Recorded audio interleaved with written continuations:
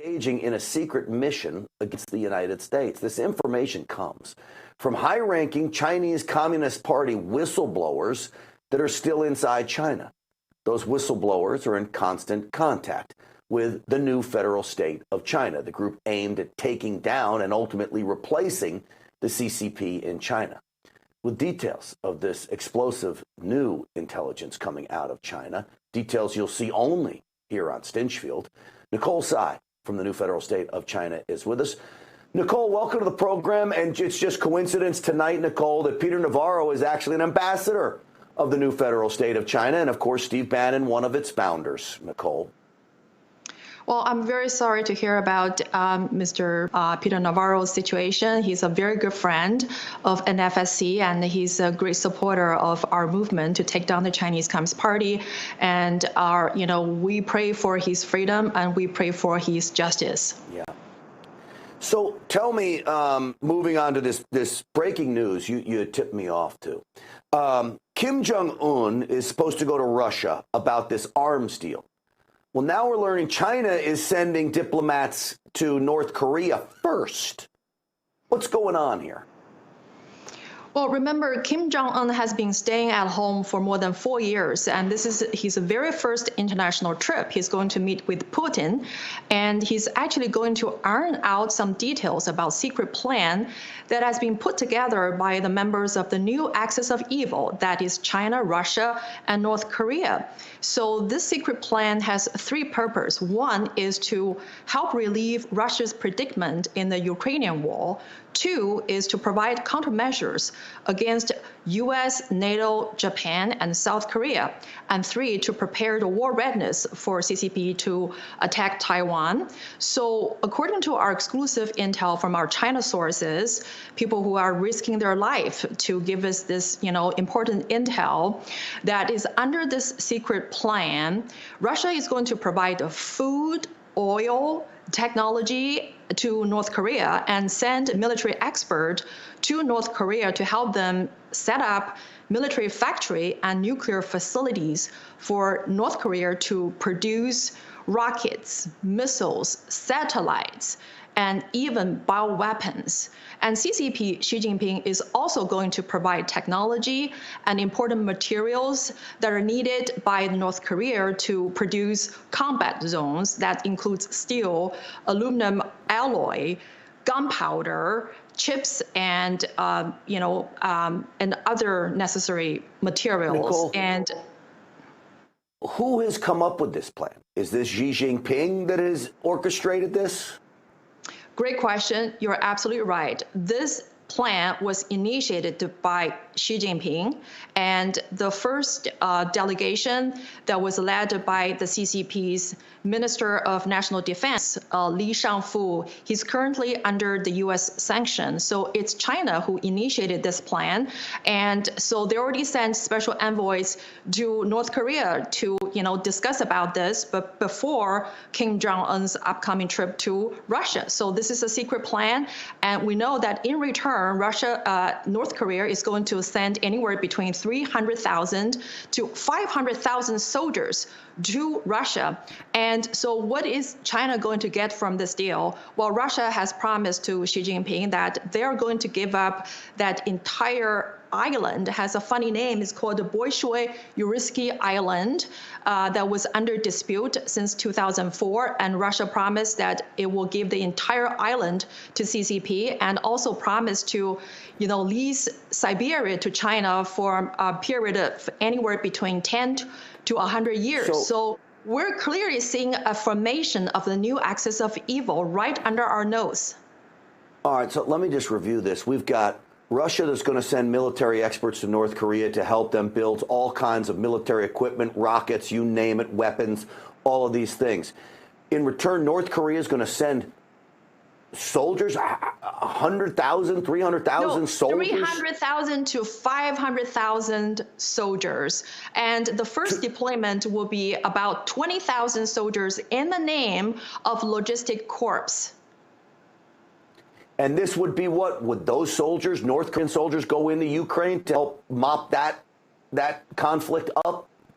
They're going to be there to help with Russia's defense against Ukrainians or against the allies between U.S. NATO.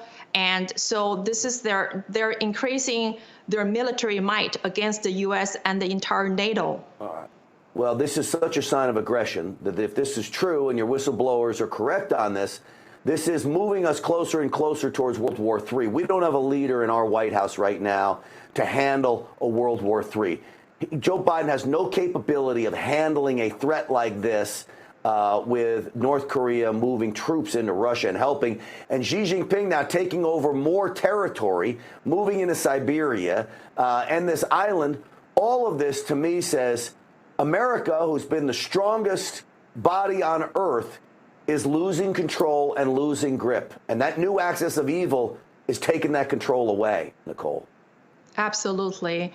And so, and everybody is talking about whether Xi Jinping is going to attend the G20 meeting. According to the CCP state media, Xi is not going to attend the meeting, but they didn't provide any explanation. But according to our exclusive sources in China, Xi is not going to attend for two reasons. One, his health is declining. Two, he's faced with an unprecedented level of domestic instability and turmoil, both within the party and within the country.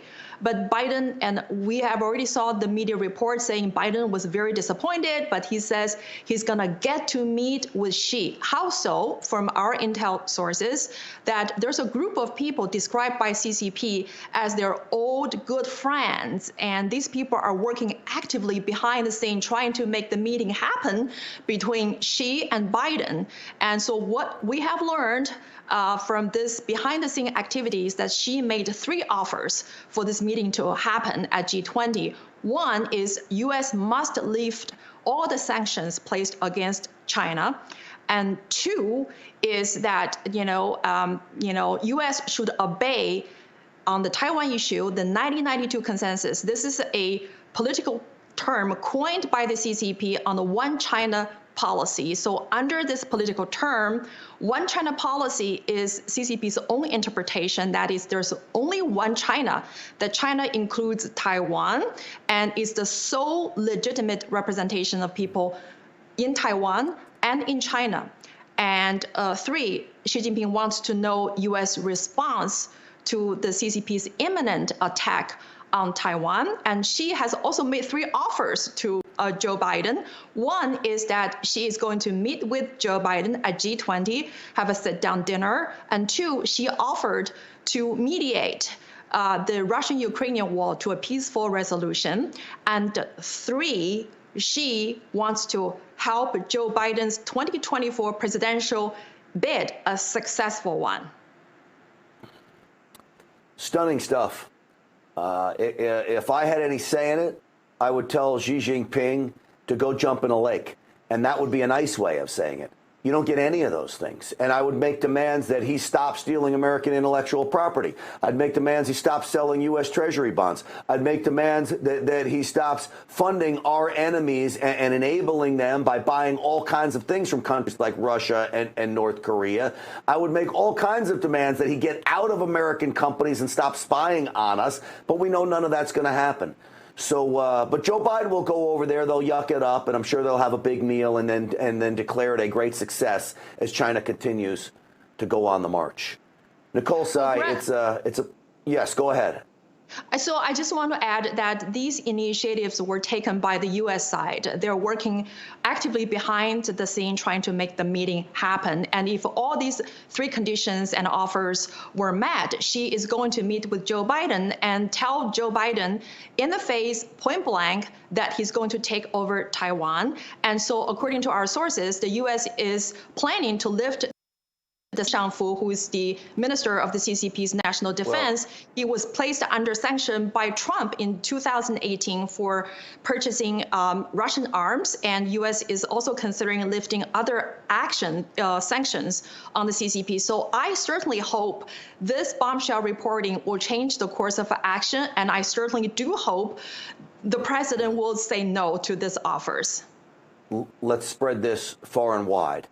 This information, and I appreciate you bringing it to us, and let it be known here. I called it a while ago that Joe Biden would do nothing if China went into Taiwan, and they may get Taiwan without a shot even being fired. This is, I'm sure, all part of Xi's plan. Nicole Tsai, New Federal State of China. Great information. I appreciate it. Thank you. All right, folks. The AARP does not represent the values of American seniors, okay? They still back Obamacare, gun control, and extreme transgender policies that endanger our kids. They claim to be bipartisan, but last year, 95% of their donations went to Democrats. Fortunately, there's a conservative alternative. It's called AMAC, the Association of Mature American Citizens. It proudly champions Americans' right to free speech, religious liberty, and the Second Amendment. AMAC defends parents' rights to protect their children and is fighting to restore America's election integrity. With more than 2 million members nationwide, I am one of them. AMAC is pro-faith, pro-family, and pro-freedom. As I said, I'm proud to be an AMAC member, and I encourage you to join today. Let's send AARP a strong message that they don't represent conservative seniors. Join AMAC today. AMAC.us/grant. That's AMAC, AMAC.us/grant. All right, the state of California is suing a school district for stopping schools from hiding if their kids are confused about their gender. I'll get to the bottom of why next.